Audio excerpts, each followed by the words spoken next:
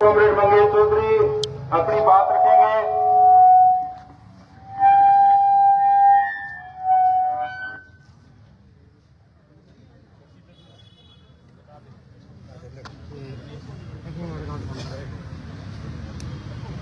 जो मेरा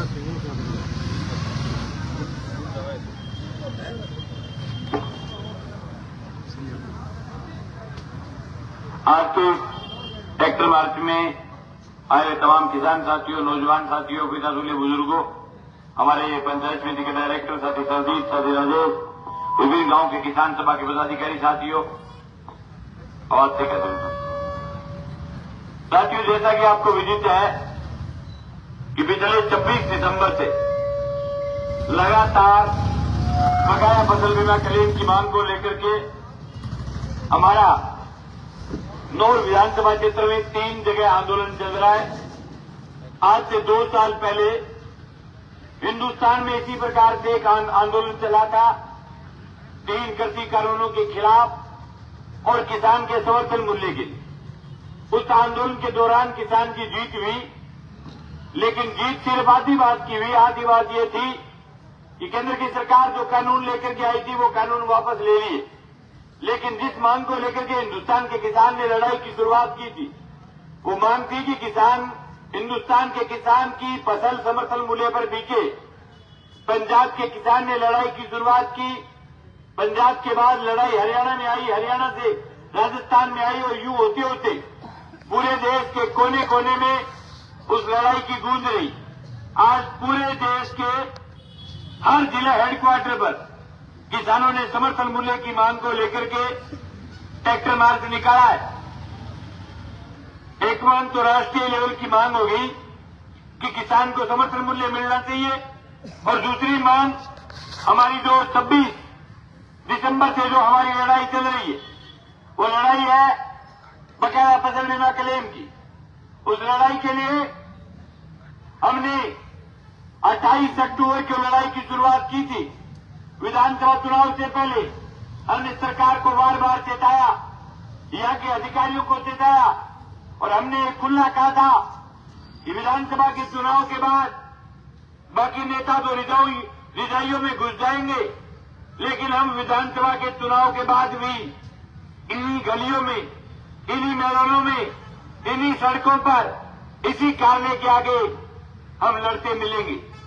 उस समय 123 पटवार मंडल थे जिले के जिनके ऊपर आपत्ति थी। हमारी लड़ाई की शुरुआत हुई, कई दौर वार्ताओं के हुए। प्रशासन ने कहा कि आधे पटवार मंडलों का ऑब्जेक्शन हम तोड़ देते और आधों का अभी बाकी। उन्होंने 123 पटवार मंडलों में से 64 पटवार मंडलों का ऑब्जेक्शन तोड़ दिया, और 64 में से बाकी जो 123 में से 58 पटवार मंडल और बच गए। और इसी प्रकार रबी 2022 का ये मामला था, और खरीफ 2022 के अंदर हमारे यहाँ पूरे इलाके में 70 के आसपास पटवार मंडल थे जिनके ऊपर ऑब्जेक्शन था, जिनमें 48 के ऊपर ऑब्जेक्शन तोड़ दिया, 21 में अभी भी ऑब्जेक्शन जारी। अभी भी पूरी विधानसभा क्षेत्र का किसान वो इस बात के लिए लड़ रहा है कि उनका बकाया क्लेम उनके खातों में आना चाहिए। यह लड़ाई तो शुरू होनी चाहिए थी 2023 के बीमे के लिए, लेकिन इसी इलाके का किसान अभी भी 2022 के बीमे के लिए सड़कों पर खड़ा रह करके लड़ रहा है। और क्षेत्र के एमपी, क्षेत्र के एमएलए ये काक पीटते घूम रहे हैं कि बीमा हमने दिलवा दिया। उनको कहना चाहता हूं, फिर बीमा दिलवा दिया तो ये कौन किसान है जो सड़क पर रह करके लड़ रहे? अरे यहां पिछले 1 महीने से 26 दिसंबर को आंदोलन की शुरुआत हुई थी, आज 26 जनवरी है। पिछले 1 महीने से इस इलाके का किसान इस कड़कड़ाती ठंड में इस उपखंड कार्यालय के दफ्तर के आगे बैठ करके इस सरकार का, इस सिस्टम का, इस राज का, इस व्यवस्था का रोना रो रहा है। और सरकारें ये कह रही है कि बीमा हमने किसानों के खातों में डाल दिया। और जिस एमएसपी के लिए हिंदुस्तान का किसान लड़ रहा है, मैं खुला कहना चाहता हूं कि देश में दोनों राजनीतिक पार्टियों की सरकारें रही। कभी कांग्रेस का राज आया तो बीजेपी के नेता चीख करके कहा करते थे कि हमें देश की गद्दी दो, हम गद्दी आने के बाद हिंदुस्तान में स्वामीनाथन आयोग की रिपोर्ट लागू कर देंगे, किसान को उसके हक का पूरा फसल का भाव देंगे। आज हालात ये है कि मोदी के राज के अंदर किसान की आमदनी घटी है, किसान की लागत बढ़ी है। अभी हमारा जो यूरिया का कट्टा आता था, उस 50 किले के कट्टे का रेट तो वही रख दिया, 50 की बजाय उसको 40 का कर दिया। जो किसान जो खेती करता है, उन तमाम किसानों से मेरा निवेदन है कि आप अपनी लागत जोड़ करके देखना। जिस दिन आप खेत के अंदर पार पाती करके जब खेत को सवार करके छोड़ते हो, उसके बाद जब आप खेत को बीजते हो, खेत में रे स्प्रे डीएपी, खुद की झाड़ी, ट्रैक्टर का तेल, ये तमाम चीजें जोड़ देना। और जिस दिन आप नूर की मंडी के अंदर अपना माल बेचने के लिए आओ तो वो पैसे जोड़ देना। मैं लिख के देता हूं, किसान के पैसा सामने आएगा। अगर पैसा सामने आएगा तो वो कौन राज है, कौन व्यवस्था है जो कह रहे हैं कि हमने किसान के बहुत भले दिन ला दिए। ये मोदी जी बड़े बड़े भाषणों में कहते थे कि मेरे राज बनने के बाद पहली ही मीटिंग में पहला ही काम हिंदुस्तान के किसान की कर्ज माफी का कर दिया जाएगा। हिंदुस्तान के किसान के लिए स्वामीनाथन आयोग की रिपोर्ट लागू हो जाएगी। आज राज बने 10 साल हो गए, मुंह में दही जम गया, एक शब्द नहीं आया। एक दूसरा कार्टून और जो पिछले विधानसभा के चुनाव में राहुल गांधी राजस्थान में आए, उन्होंने कहा कि 10 दिन में हिंदुस्तान की आपके राजस्थान के किसान का कर्ज माफ कर देंगे। हमारी सरकार बनने के बाद 5 साल सरकार रह गई। सीकर के किसान ने एक लड़ाई लड़ी थी कर्ज माफी की, कांवड़ आबराराम के नेतृत्व में। उस लड़ाई के बदौलत 2 लाख रुपए की राजस्थान की सरकार ने सड़क पर बैठ करके फैसला किया था कि हम 2 लाख तक का किसान का कर्ज माफ करेंगे। लेकिन उसके बाद बात तो ये हुई थी कि सोसाइटी में भी करेंगे और अपने जो दूसरी जो केसीसी है उनमें भी करेंगे। लेकिन सरकार अपने वादे से पलट गई, किसानों का आंदोलन कमजोर पड़ गया और सरकार ने सिर्फ 50,000 रुपए की कर्ज माफी की, वो भी सोसाइटी में कोई काश्तकार नहीं है जिसको इकट्ठे 50,000 रुपये मिल जाते, 30,000 रुपये दे ऊपर। कोई तो काश्तकार है गवर्नमेंट के 50-60,000 रुपये दे दे। किस चीज की माफी की आपने? और उसमें भी इतने बड़े ड्रामे हुए। कई किसानों के पास माफी के नोटिस आए, तब उसको पता चला कि तेरी सोसाइटी भी उठाई हुई थी। माई के लाल दलाल और सरकार के चमचे गुर्गे, जनता को लूटने वाले लोग लूट करके खा गए। किसान के पल्ले कुछ नहीं आए। हिंदुस्तान के किसान ने जब लड़ाई की शुरुआत की थी भाई, तब उसने शुरुआत की थी हिंदुस्तान में किसान को सही भाव मिलना चाहिए। लेकिन हुआ क्या?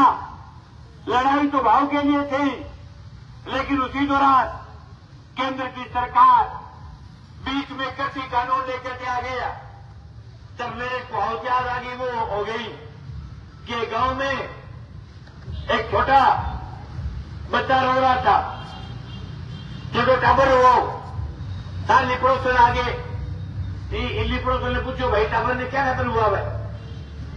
तो मां बोली 1 महीने और वो चूंटियों मंगे, हाथ में रोटी ले रहा खेले को। अब चूंटियों तो दिन में 7:30-7 बजे तब आगे घी काट के चूंटियों को डूब जाए। तो वह साली लुगाई छानी, मां बोली तू इतनी हूं और रोटड़ी खोस ले। फिर वो चूंटियों को जिक्र करना भूल जाए और फिर रोटी खाकर रोटड़ी पुटी पकड़ा दी। अब रोटड़ी पुटी पकड़ाया, बापा मांगे तो भावा और बीच में कृषि कानून आ गयो। तो देश को किसान बोले मानते तू बड़ंदे भाव स्वामीनाथन आयोग महत्व कानून लिया है, जबकि हमारी मंडिया ने बर्बाद करती, हमारी खेती ने खत्म करती। तू एक कानून बड़ा पुठा ले लेड़ो टूटा, एक कानून वापस ले लिया, किसान घरे आ गए। अब दोबारा हिंदुस्तान के किसान की लड़ाई की शुरुआत करिए।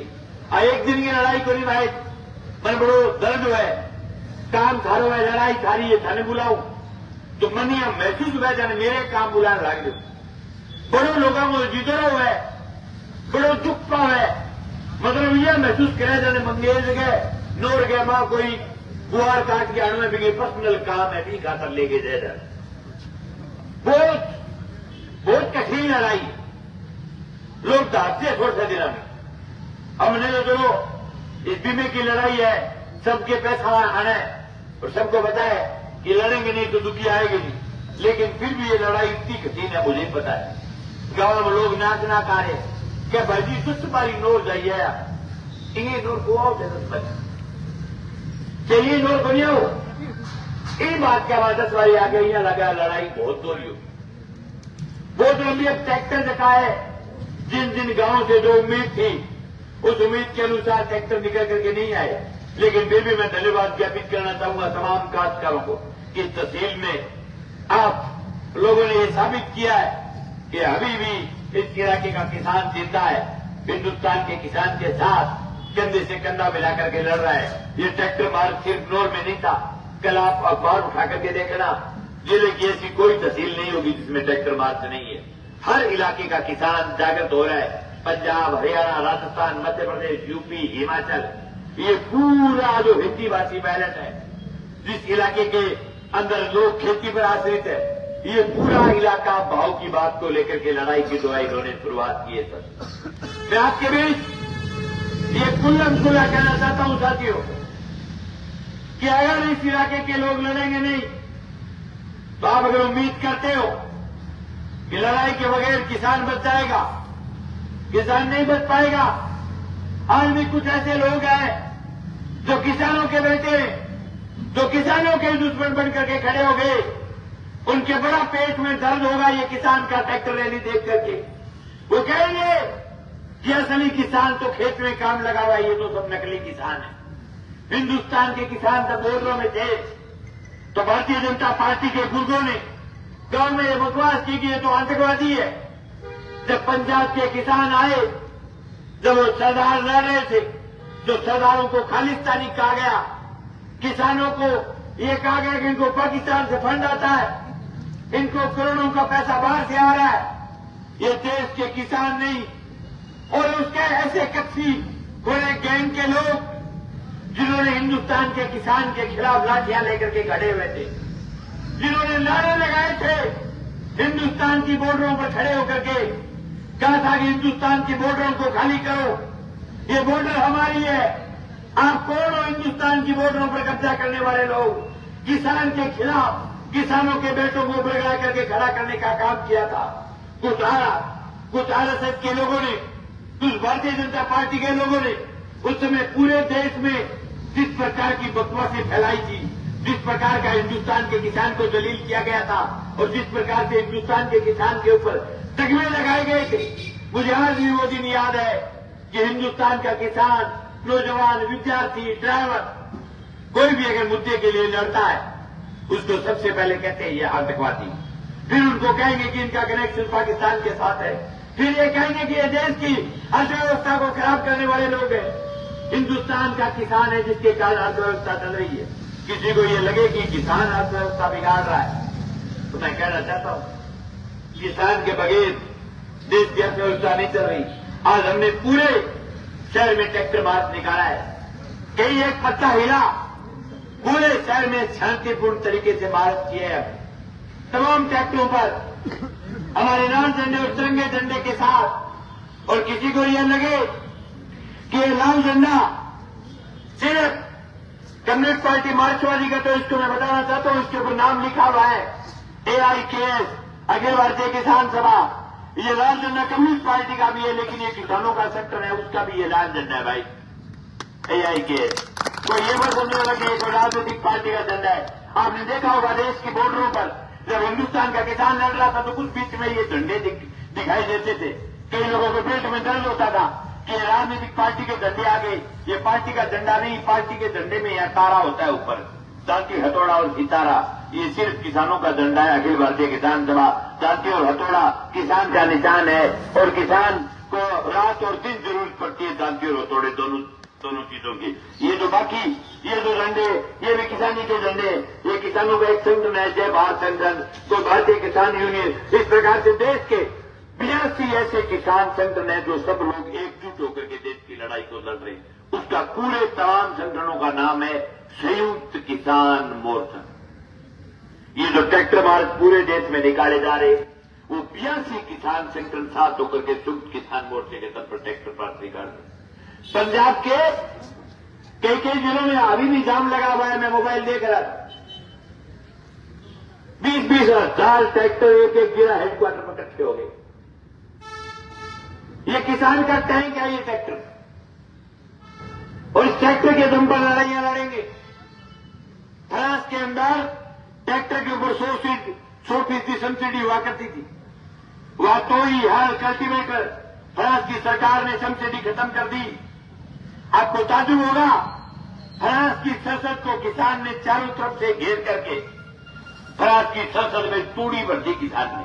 ये किसान ताकत रखता है, पूरे देश में नहीं पूरे विश्व में किसान का डंका बजता है। लेकिन इस देश के किसान में भी ये ताकत है और ये कर करके दिखाया हिंदुस्तान के किसान ने। लेकिन जरूरत यह है कि किसान गांव में, पार्टियों में, किसान आपस की दुश्मनी में, किसान आपस के जोर में बटा हुआ है। जिस दिन किसान एकजुट हो गया, मैं ये समझता हूं देश में किसान कौम का डंका बजेगा। इसके डंके को कोई नहीं रोक सकता और एकजुट होना पड़ेगा। इसके अलावा किसान के पास कोई रास्ता नहीं है। हर जगह किसान की हार है, हर जगह किसान लूटा जाता है। चाहे वो कोई क्षेत्र ले लो, किसान का बीज आया, लुटेरे लूट करके खा गए, खाए हुए बीज की उल्टी गिरवानी पड़ी। किसान का कोई ऐसा संसाधन नहीं जिसको ये लूट करके खाने की चेष्टा नहीं करते। जिस दिन शहर के अंदर कोई किसान घुस जाता है, उसको यूं नजर से उसकी तरफ देखते हैं कि इसको लूट करके खाना है। मैं स्पष्ट कहना चाहता हूं कि किसान को जो लोग लूट रहे उनको समझने की जरूरत है कि इस इलाके की अगर अर्थव्यवस्था कोई चला रहा है तो किसान ही चला रहा है। और शहर के जो तमाम व्यापारी भाई जिनसे अपने ट्रैक्टर मार्च करके उनको दिखाया है कि गांव का किसान नोर आया हुआ है, कितना अनुशासित किसान है। कहीं भी एक जगह ही चूक हुई तो बताओ इतने ट्रैक्टर थे। ये अनुशासन शहर के व्यापारियों को इस बात के लिए दिखाया था कि मित्रों, आपके घर बहम है कि सिर्फ व्यापार खुद चलता है, अपने आप नहीं चलता। ये ट्रैक्टर वाले मित्र आए हुए हैं, यही आपके व्यापार को चलाते हैं। आगे जब दिन बीमू आवे, बाजार को भी काम शानदार चल है। अगर एक दिन फसल में दाना भूल हुए तो बाजार की भी व्यवस्था शानदार होती है। और इनकी जिस दिन व्यवस्था खराब होगी उस दिन आपकी भी व्यवस्था खराब हो जाएगी। और साथियों, मेरा निवेदन ये है कि ये आंदोलन बीमे वाला जो गुणेश्वर पटवार मंडल है, गुणियासी, जो बचे हुए, इनकी लड़ाई बहुत लंबी है, एक दिन की लड़ाई नहीं है। इतने दिनों से चल रहा हूं। जिन जिन गांव की ड्यूटियां है वो लगातार ड्यूटियों पर आते रहना है। अगला सवाल ये कि 30 तारीख को पीएनबी बैंक मंत्रपुरा का घेराव है। उससे पहले जिले के कलेक्टर, अभी भी आपके बीच में तहसीलदार जी कह रहे थे, परसों कलेक्टर साहब का भी फोन आया था। कलेक्टर साहब कह रहे थे कि मैं वार्ता करना चाहता हूं। कोई भी वार्ता करे, हमारा कतई इस प्रकार का कार्यक्रम नहीं है। वार्ता करेंगे तो बिल्कुल वार्ता करेंगे, इसमें कोई दो राय नहीं।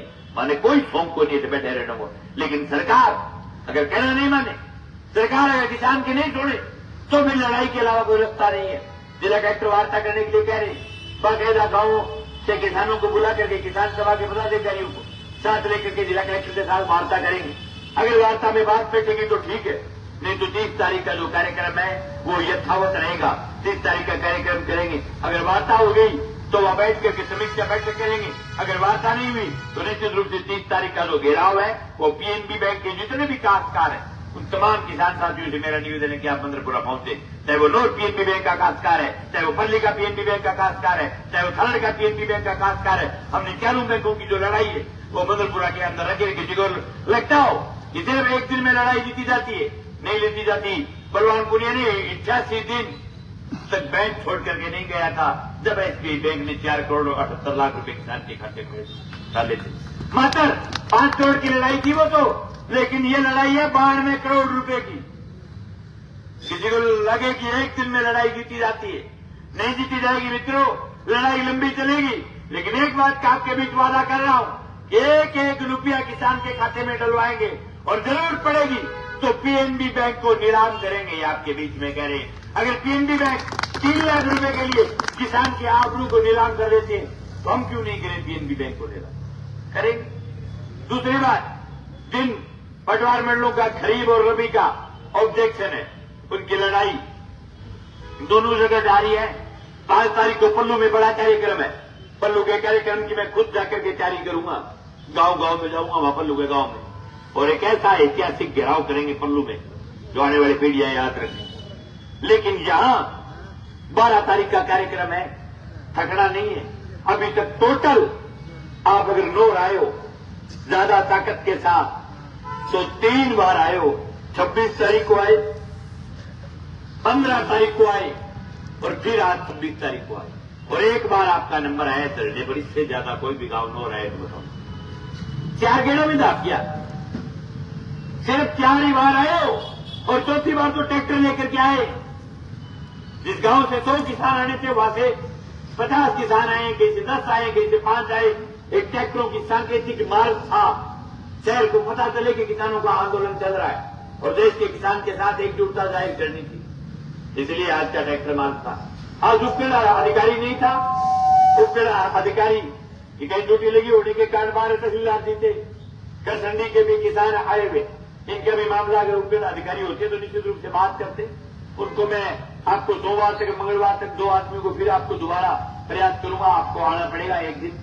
इनका कोई गांव का मामला है, बैठ करके निपटाएंगे, लेकिन बैठ करके नहीं निपटेगा तो भाई सड़क पर रह करके लड़ेंगे, इसमें कोई दो राय नहीं है। पूरी विधानसभा में आज फिर कह रहा हूं, किसी को लगे कि मंगेश सिर्फ विधानसभा के चुनाव के दौरान बोलता है, चुनाव के बाद आज फिर छाती ठोक करके कह रहा हूं कि अगर किसी भी किसान कौम के आदमी के मकान पर अगर बुलडोजर चलेगा तो सबसे पहले हमारी छाती पर चलेगा, इसमें कोई दो राय नहीं है। किसी भी गरीब आदमी का मकान नहीं टूटने देंगे। सरकारों की ड्यूटी होती है कि वो किसान के मकान की व्यवस्था करे, व्यवस्था नहीं कर पाए तो जिस किसान ने गिरे ने अपना पेट काट करके अगर 2 ढूंढे बढ़ा लिए, उसको अगर सरकार तोड़ना चाहती है तो कोई भी सूरत में किसी भी काश्तकार के मकान को नहीं टूटने दिया जाएगा, ये आपके बीच में कह रहे हैं। दूसरी बात, जमीन नीलामी के सवाल पर आज भी हमारा वो जो स्टैंड है वो क्लियर है। किसी भी सूरत में एक भी काश्तकार की जमीन को हमने आज तक नीलाम नहीं होने दिया, आगे भी नहीं होने दिया। और मंगेश ने कभी ये नहीं पूछा कि तेरा वोट कांग्रेस को दिया, तेरा वोट फूल को दिया, तेरा वोट मेरे को दिया। कोई भी आदमी जो चल करके आता है उसके साथ खड़ा होते हैं मजबूती के साथ। लेकिन साथियों, ये हजारों लोगों की लड़ाई है, अकेले मंगेश की लड़ाई नहीं। पर किसी को बहन है कि वो बीमा मोदी देता है, फलाना देता है। जो कहना चाहता हूं कि 22 के बीमे की तो हाँ की हुई थी मंगेश की। गांव की टपालों में कह करके गया था कि एक तो तना चोर को जेल में लूंगा और एक 2022 तक के बकाया बीमे की लड़ाई विधानसभा चुनाव के बाद तुम लड़ूंगा। उस लड़ाई में मैं मेरा वचन पूरा करने के लिए लड़ रहा हूं। और जगह भैया मैं मोदी जी 23 को बीमो गिरा दे, दुखी को दे मोदी बुआ को प्यारा किन्नौर बादरा मोदी लोग लड़ाई लड़ के लिए बीमो भाई। मोदी दिन तो सारे लूट कर घर में लेते, मोदी दिन तो सारे खिलाड़ियां देते। मोदी देश को प्रधानमंत्री, एक नूर बादरा को देश को प्रधानमंत्री है, और एक जो कांग्रेस के राहुल है, एक बीजेपी वाला का राहुल है, वो तो माई को लाल कॉपी मास्टर है। मैं जकी लिख चुकी की कॉपी कर लू। मैं 15 तारीख ने आके कहीं नहीं, मैं कोई नहीं 65 पटवार 64 पटवार मिलना ऑब्जेक्शन टूट गया, गए नहीं सकता राहुल के दूसरे मेरे किसी तारीख ने कहे हुए 17 तारीख ने, मेरे 2 दिन बाद में क्या ऑब्जेक्शन टूट गया। मैं क्यों मंडा लेट चाल है तू आज तो आज कॉपी करे एक आदमी छोड़ दे जो को मंगेश की फेसबुक देख वो करे और बिना सगे सगे टाइपिंग कर बोकरो थे। ये तमाम देर कहेगा इनको जानकारी मिल जाती है सरकार से। अरे भाई सरकार आपकी, मंत्री आपका, केंद्रीय मंत्री आपका, मेरे को रिपोर्ट कैसे मिल जाती है भाई? और जो अधिकारी रिपोर्ट दे रहे हैं उनकी गिच्ची पकड़ो आप। कोई नहीं देता रिपोर्ट, सड़क पर लड़ करके रिपोर्ट देनी पड़ती है। गांव के किसान सभा के हमारे पदाधिकारी वो गांव गांव में जब क्रॉप कटिंग होती है तो वो क्रॉप कटिंग के समय पास खड़े रहते हैं, गांव गांव की रिपोर्ट ला करके देते हैं कि भाई हमारे गांव में इतनी क्रॉप कटिंग हुई है।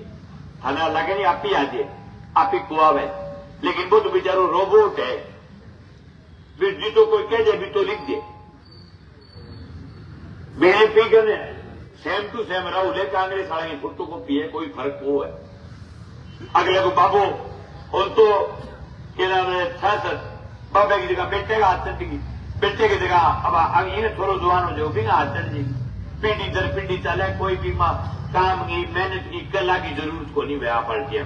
हाँ, पार्टियां पिंडी दर पिंडी कार्यक्रम है, तो पिंडी दर पिंडी में लग रही है अगला आपको कार्यक्रम फिक्स है। लेकिन भाई जिनकी बात किसाना ने बताया बात सच्ची बताई करे, हमारे बोलो सो बारी तू जाने तेरो काम जाने सो राजनीति का, लेकिन किसान को कोई बात बताओ तो सच्ची बताओ, कोई झूठी बात मत बताओ जिससे किसान को बढ़ाओ, किसान को सही रिपोर्टिंग दो। अभी भी रिजेक्ट पॉलिसियों पर एक शब्द नहीं आया माई के लाल। अभी भी जो है जो पॉलिसियां जिनको कैंसिल कर दिया पीएनबी बैंक में, उन पर एक शब्द नहीं आया। 23,000 पॉलिसियां रिजेक्ट हो गई, 7,000 एक गेड़ा, 4,000 3 गेड़ा पॉलिसी रिजेक्ट हो गई, जो कि सीएचसी सेंटर की सरसद साहब को समझ को नहीं कहेंगे, बोलेंगे मैंने देखा मैं पूछ नहीं हूं, ऑब्जेक्शन कुल लगा है, ये लगवाते हैं, ये ड्रामा करते हैं। इसलिए साथियों, लड़ाई के अलावा कोई रास्ता नहीं है, लड़ेंगे और जीतेंगे। आप सब लोग आए ट्रैक्टर रैली में, आपका बहुत बहुत हार्दिक आभार, बहुत बहुत धन्यवाद। किसान एकता जिंदाबाद। अभी मैं निवेदन करूंगा हमारे साथी रिजगढ़ कथुआ से कि वो आए और अपनी बात रखें।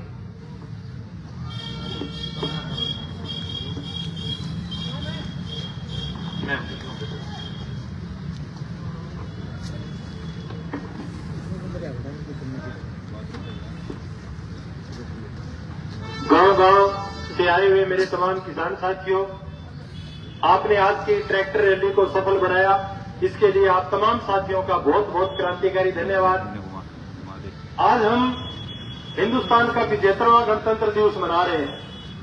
एक दौर था जब इस देश के ऊपर राजघरानों का राज था, उसके बाद में राजघरानों को गुलाम करने के लिए इस देश में गोरे अंग्रेज आए और उनसे लड़ करके इस हिंदुस्तान के नौजवानों ने, किसानों ने, विद्यार्थियों ने, मजदूरों ने और छोटे व्यापारियों ने